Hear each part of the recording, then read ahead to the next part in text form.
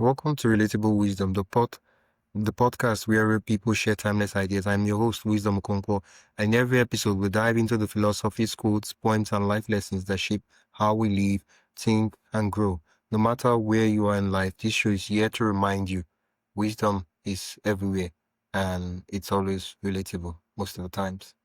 Tell us your name and what you do. So my name's Andrew Ackerman. I do about 6 or 7 things, but the short version is that I've been investing in startups now for close to 20 years. So I invest in them, I mentor them, I help the founders get to the next round, and then I do a bunch of other things that are sort of related to that. Yeah, I guess the question I should have asked you is, what do you not do? What do I not do? So I can give you some specifics. Like the type of startups I invest in are real estate and construction related startups, but I don't invest in actual properties. Right? So I do the tech side of things.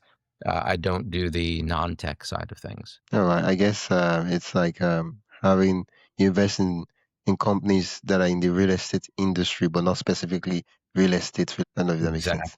If they sell to a real estate developer or a construction company or real estate agents, et cetera, they're in my world. If they are actually one of those people, they're generally not.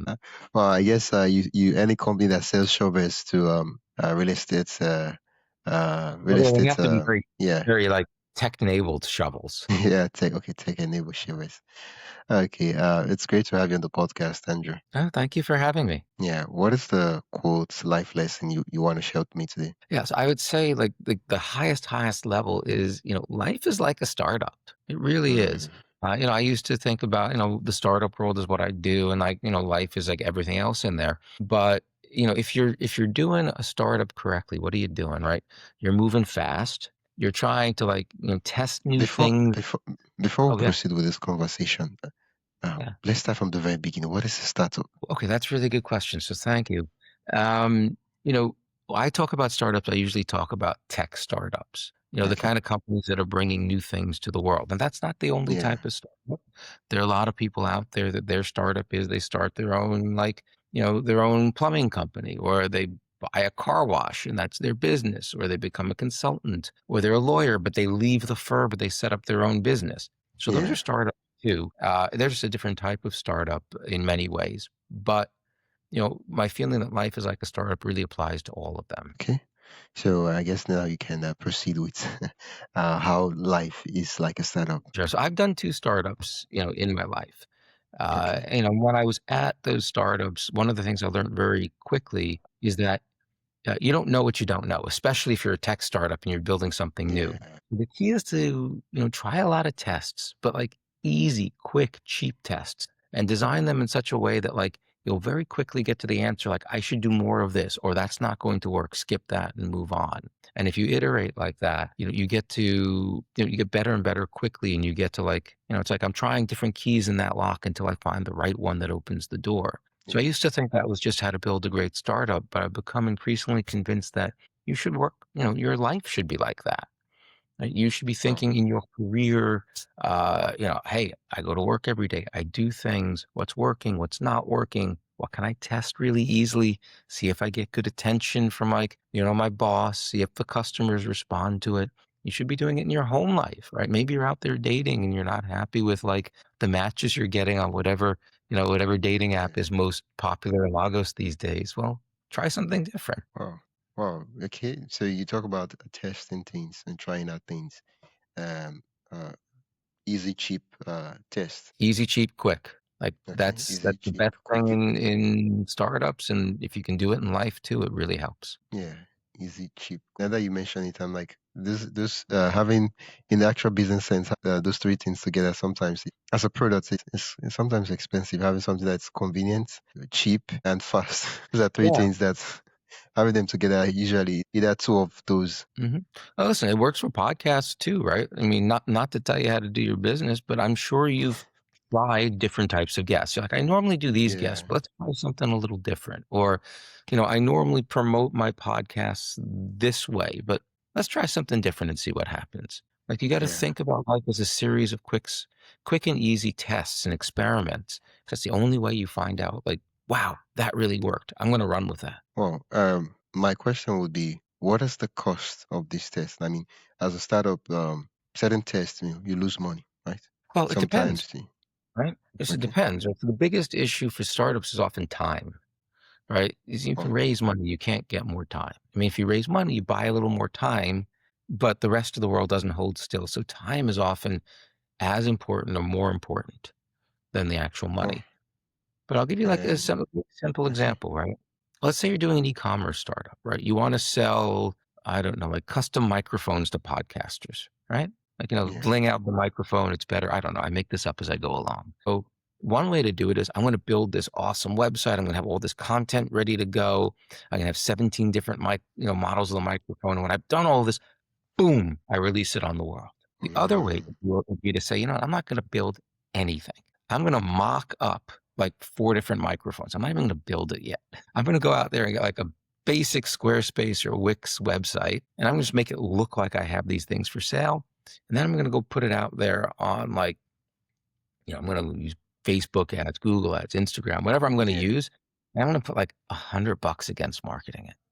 And I'm going to see like what my cost per click is. I want to see how many people actually click on putting that thing in the cart. Now, it doesn't matter once they try to go to pay, you're like, hey, it's not ready yet, but let me have your email oh, address and I'll email you in like yeah, a couple of weeks. Doesn't matter. It's like at most it's what, a couple hundred people if you're very lucky, yeah, but you'll move those like assumptions, like this is what's going to cost to get a customer.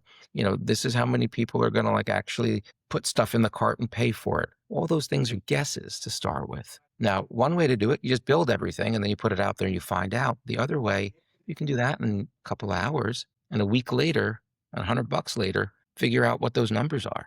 And if the numbers aren't good, don't bother building all of it, right? You've ruled out a yeah.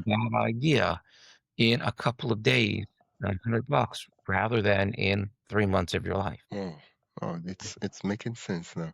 Because a lot of times, like using the podcast example, let's say I want to start a podcast, I might spend 6 months, 1 year thinking about starting a podcast instead of just starting a podcast from maybe 2, 3 weeks and say, well, I don't think podcasting is for me. Yeah, it's great, but yeah, I also made Yeah. that this is not my thing, and I move Yeah. on. Right, I don't have to have this decision lingering and looming over my head. 100%, right? 100%. And then you won't be like 70 years old looking back and say, gee, I really wish I did that podcast. It's like, I Yeah. tried it. It was worth trying. Didn't work out. I moved on. Yeah. You talked about that one of the things that startups can't get. Okay, let me phrase it in a way exactly the way you said. Is it one of the things that startups can't easily get more of? They can get more funding, get more money, but they can easily get more time per se because the world is not going to stand still for them. Is that exactly the same for the regular human life? I mean, think about it, right? Every day of our lives, we get a little older. Every day of our lives, we have a little less time left, right? So if you want to go out there and meet the right person, you want to go out there and have kids, like, it's not like if you don't have it tomorrow, your life is over, but, time Yeah. ticks away, right? You want to start a business. Like I'm in my 50s right now. So if I want to raise a VC fund, right? VC funds are like 10-year commits. And then usually you have a Well, first fund small, and then your second fund's a little bigger and then a little bigger. So if I start now, then I'm going to raise my second fund in 3 years, my third fund in 6 years. So I'm really committed to another 16 years of my life doing this. Now, I think I'm going to do this forever. I don't think I'll ever stop doing this. yeah, But, investors might be like, are you really going to do this when you're 65, 66 years old? yeah. Like, oh, yeah. But, that's a question they won't ask if I did this at 40 or Yeah. 30. Wow. Wow. And that could lead to a lot of instances where people would say, "Well, I guess it's too late for me." Could. I mean, I think, some people are kind of looking for excuses not to do things, which is why I say you got to experiment. Or it's like, oh, it's too late. Well, how do you know it's too late? Well, that's what I'm told. Test it out, right? You can come up with your plan. You want to talk to people about starting a fund, come up with like your pitch deck for the fund, come out with what makes you unique and special and different, and then start to talk to people. Right? It'll cost you time to find them. It'll cost you like effort to put yourself out there to get introductions to the right investors. By the end of the day, it's a finite amount of time. It's an experiment you can run. And you can say, hey, I'm going to do this for the next 3 months. I'm going to talk to at least 100 investors. And if all of them tell me hell's no, then at least I'll know I've tried. But I don't know Yeah. until I try. Yeah. Well, is there okay? Is there a basis? You work with a lot of startups, coach, mentor them. Is there a basis for choosing the experiments we undertake? Because we have so few resources. Even though 10 million, 20 million, there's so many things that possible things we could be doing as a startup and as humans too, right? So even if there's 100 million, there's so many Right. things that they could be doing, right? There's not enough, quote unquote, enough money. There's so much ideas and things we could actually spend Yeah. money on. Is there a basis of actually deciding? I know you said test small, test cheap, but sometimes certain experiments are not just worth it. Yeah. So, there's a couple of questions buried within that. So number one Okay. is this something that startups would want, right? Would they want someone who could help them think through what experiments to run and what not to run, right? When it's time to say we've tried it and it didn't work and move on versus when there's more to do. And then within that, like that's if there's demand for it. Then the question is, is it something that makes a good business? Like, is there a way to make decent money off of it? So the answer to the first one is tons of startups can use that advice. I mean, hell, in real life, you got life coaches do the same thing for you. Yeah. It's life, not startups. The tricky part is that startups, by definition, they don't really have money to pay people to do that. So it's kind of hard to make a business out of it. Now, there are people who try to do it slightly later, startups, their coaches, whatever. It's tough. Like by the time they're mature enough to have enough money to pay you, they've usually figured out like the basic stuff. The closest thing I can think of to actually having a business there are, accelerators, like startup accelerators. So, and for those of you in your audience who are not quite clear on that, what they are is they're kind of like a VC fund in that they invest in startups, but they get involved earlier. So I used to Yeah. do this at Dream Adventures. I did it for about 7 years. So we'd go out there and I'd find startups that are not quite ready yet, right? Their product's mostly done, but they haven't started selling yet, generally speaking. And we'd find them, we'd invest early, so we would get like a larger chunk of the company, and we would help them go through this process, like how they go to market. It's tough, right? Because there's a lot of them since they're so early that that just fall down. Uh, we actually even ended up going, we went slightly later stage over time for companies that were a little further along. But there's still a lot of like, what's the fastest way to figure out what the right approach is? So that's the Oh, closest thing to business that I know of that solves that problem. Let's take a quick pause. If you're enjoying this conversation and want more thought-provoking ideas straight to your inbox, join the Relatable Wisdom email list. It's free, quick, and filled with bite-sized insights, inspiring quotes, and behind-the-scenes reflections from our guests. Just head to relatablewisdom.com/join. That is relatablewisdom.com/join, or tap the link in the show notes. And hey, subscribing to the podcast helps more than you think, and it's free. So if you haven't already, hit that follow button wherever you're listening. All right, let's get back to the conversation. The perspective I asked the question from is in relation to life. With life we have so limited time, and for most persons, though they have money, but they don't have unlimited money and all that. And so, if there was a way to say, okay, yeah, we should experiment on this. Oh, we shouldn't waste our time on this, and say, okay, maybe this experiment didn't work out, but we don't need to Yeah. end this experiment. We need to double down on this experiment so that we actually see real results. But the resources are limited, so we want to make sure that even though the experiments are easy and cheap, it also costs time to run these experiments. Some experiments might take 1 year, 2 years for you to actually see. Well, those are the hardest ones, right? The skill or the art is to pick the experiments that save you the most time, right? So what can I do in like a week or a few weeks that saves me potentially years? So the closest examples in like real life to that, I mean, you have life coaches, you have career coaches. Like you go in there, I think I'm going to do X, Y, Z. You get a career coach, and the career coach says, listen, I think your odds of getting that are low, but let's go full out for 2 months, right? We'll Yeah, work your network. We'll work on your resume. We'll A/B test your resume, and then after whatever it is, 3 months of it, if you don't get what you want on this one, we'll go to Plan B. yeah, So there are people like that. They're not cheap, but there are people like that in real life who will help you with those kinds of things. yeah. One of the things you mentioned, right, is you said startup founders should have a well-reasoned. Can you help me out with the full quotes?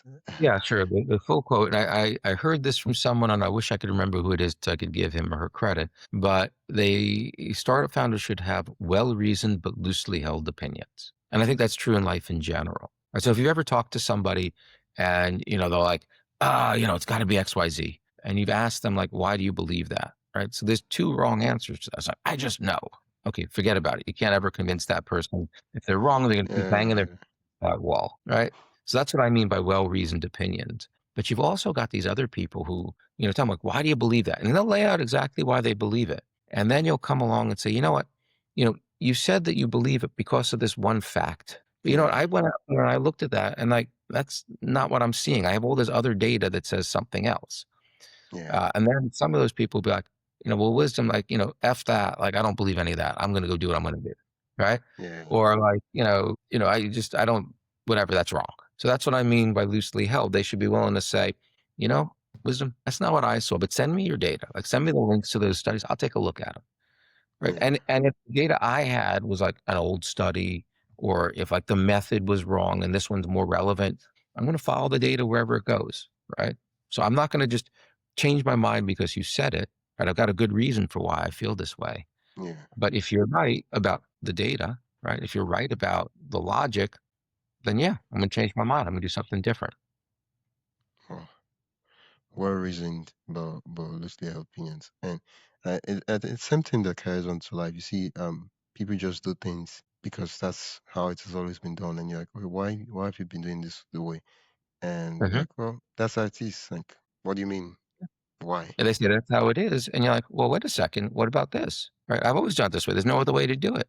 Well, hey, how about these 4 startups that do it differently?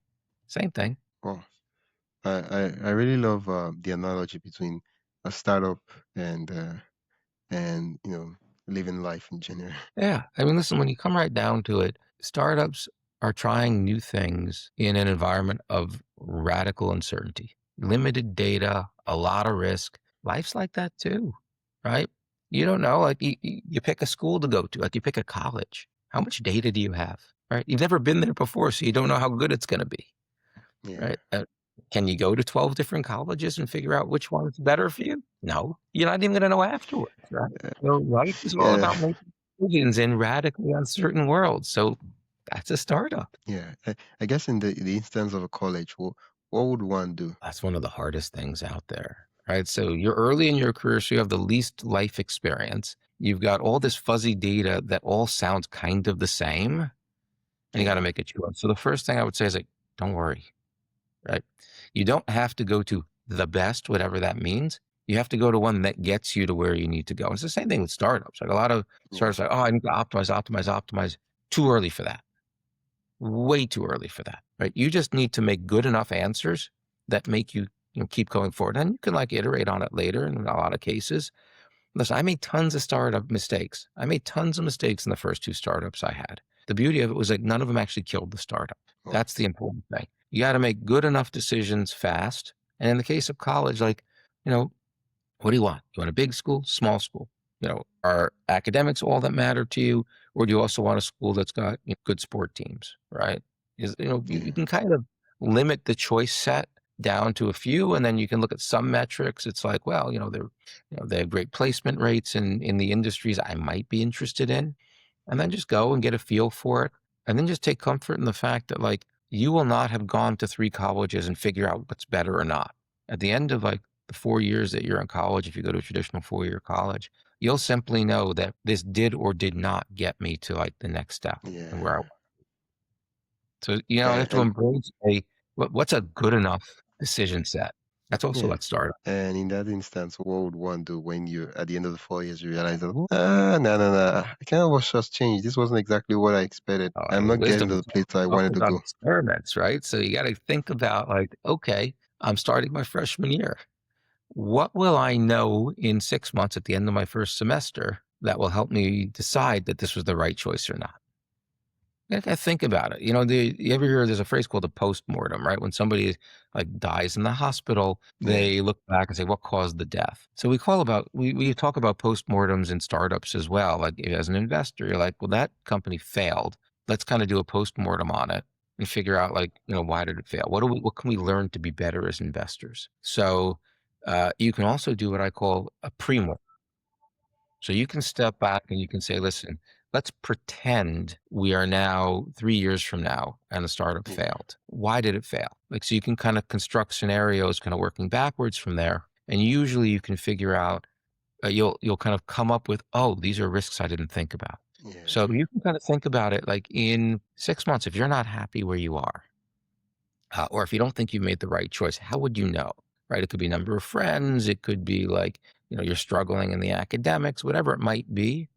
But you can kind of put that like, let's not wait 4 years and figure out I made a horrible decision. Let's figure out like in 6 months, what would I know? Yeah, and I think one of the ways of for college is one of the ways of, because there's all this data, and I think most of the universities and college they influence the data to make them all look good. And so now you're looking at data and you're wondering, well, this one says this is the best, this one says this is the best. Which one is actually the best? I think one of the things that could probably work is actually going to the schools and talking to the students and saying, okay, yeah, what's the team like, right? Because now they don't have something to gain from the advice they give versus when you get it from the school website. The school website has a lot to gain. They were like, oh yeah, we're the best. We're this. Yeah. So like when I look at startups, I try to talk to the customers. I also try to talk to the people who said no to that company. If you're looking to hire somebody, you talk to the people that they worked for. We also talk, I mean, if you can find people that didn't. Like if you tell me like, Yeah. oh, you can talk to my 3 bosses, like sometimes I'll go on your LinkedIn profile and try to find the people you didn't tell me. Right. And if you're a startup thinking like, oh, I want to take money from this VC or that VC, if you're lucky enough to have a choice, like look at their portfolio companies, talk to their portfolio companies, right? Yeah. Look at the companies that used to be on their portfolio page that aren't. Oh, yeah. The Yeah. ones that Why aren't did you any, leave? Yeah. What happened? how were they when you went out of business? How were they to you? Did they help you, or they're like, you're off, not worth my time? I mean, that's the kind of stuff that when we talk about the startups, those nitty gritty tips and tricks are the kind of things that like I embed in my book. Which goes, I don't know if I told you this one before. One of the other quotes I like is learn from other people's mistakes. Wow. Yeah. It's a lot cheaper to learn from other people's mistakes than yours. So, go out there, find, sorry, pun intended, sources of wisdom, right? Try to find, try to find other uh, people's stories, whether it's a life thing or a startup thing. A lot of those are anecdotes. So be a little bit, be a little bit careful about what you take is, gospel, and what you take is like one person's opinion.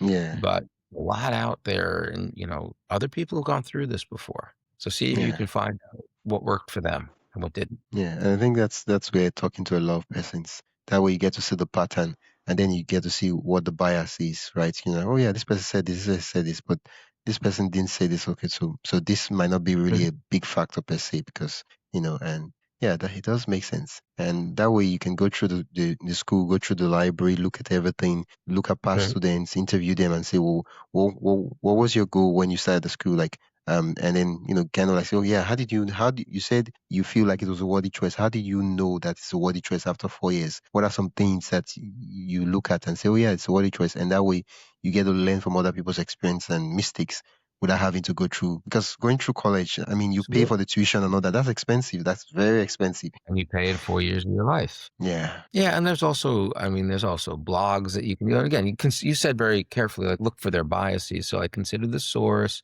There are books out there for college selection. Most of them are kind of fairly boring how-to guides. I mean, truth is, most business books are fairly boring how-to guides. Like, they'll Yeah. make your eyes kind of glaze over in boredom. Even the good ones with like good content. So, but you got to do it. Like it's an important decision, and it's, the fate of your startup, or it's like, the next 4 years of your life in college, or it's, picking the person you want to spend the rest of your life with. So, if you have Yeah. to read it, even if it's a Oh, little bit boring.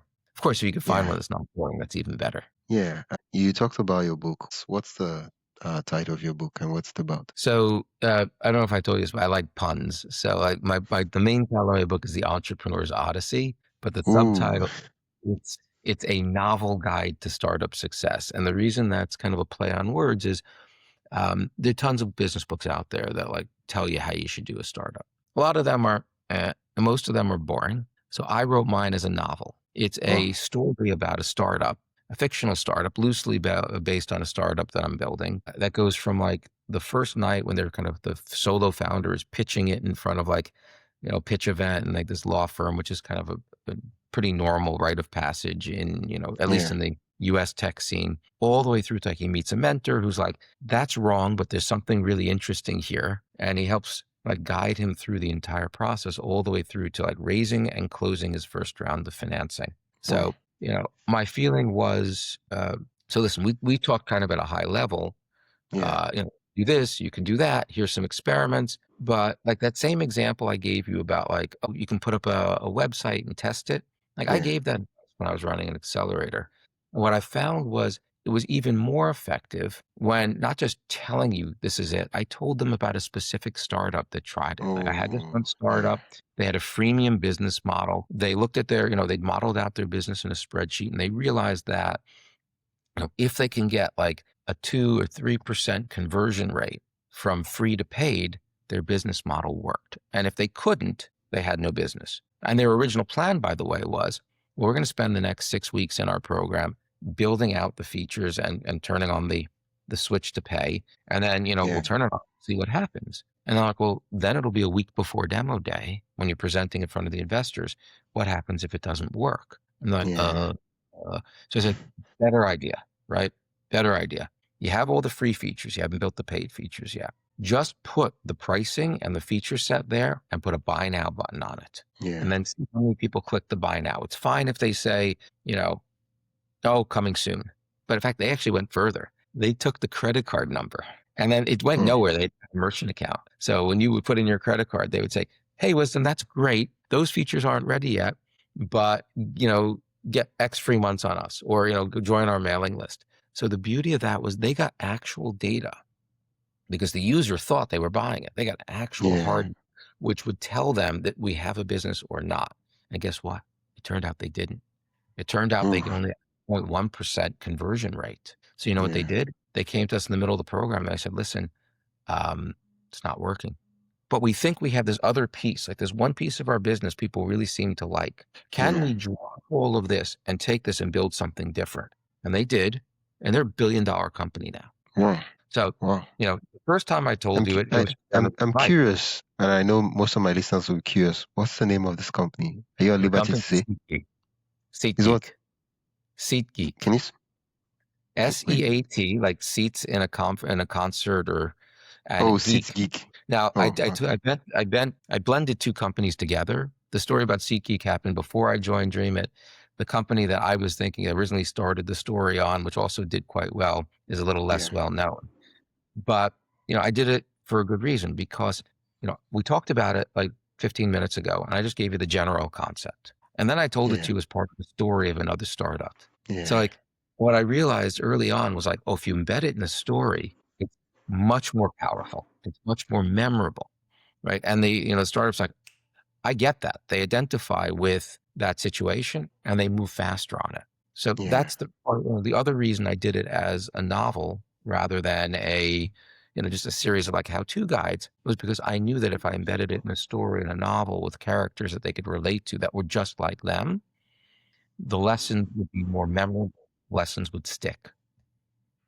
Yeah. Oh, thank you so much, Andrew. I've learned so much, and I guess I will keep reminding myself that the startup is you. The funny thing is that that's a book, actually. Yeah, the startup is that the uh, name of a book? The startup is you. I think it's a great name for a book. yeah. Yeah. Well, where can listeners get a copy of this book and also learn more about? You mentioned that you mentor and help real estate tech startups, Sure. and yeah, By the they way, can connect with you. we talked a little earlier about other podcasts I'd done. I've actually worked with in the past the Nigerian Prop Tech Council. So it's kind of Wow. funny you asked me that. Yeah. Okay. So number one, if you want to get the book, it's on Amazon. It's also on a Yeah. couple of places, but Amazon's the easiest place to do it. It's The Entrepreneur's Odyssey, a novel guide to startup success. It's got to look like this. If it doesn't look like this, it's not mine. By the way, if you're looking really closely, there's the guy with the chainsaw hacking his way through the maze. A lot of puns in here. Yeah. If you're more interested in me and getting to know me a little better, my personal website is Andrew B as in boy Ackerman, so andrewbackerman.com. Or you can check me out on LinkedIn. If you have a prop tech startup in Nigeria and you want advice on it, there are a few. You're welcome to contact me directly through the website. And we'll, but there's actually like a realtor association in Nigeria, which might be a good starting point. But I'm happy to connect you with them if you happen to be at that stage. Yeah. Well, thank you so much, Andrew. It's been an absolute delight chatting with you. Fantastic. Thank you for having Yeah. me. Yeah, I'll put the link in the description so listeners can just click and go directly to the site. That'd be fantastic.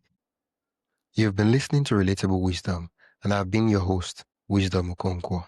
You've been listening to the podcast where every story, quote, and insight helps you see life a little differently. If you enjoyed today's episode, follow the show on your favorite podcast app and share it with someone who loved the conversation. For more inspiring voices and timeless wisdom, visit relatablewisdom.com. Until next time, keep living, learning, and collecting wisdom that matters most to you.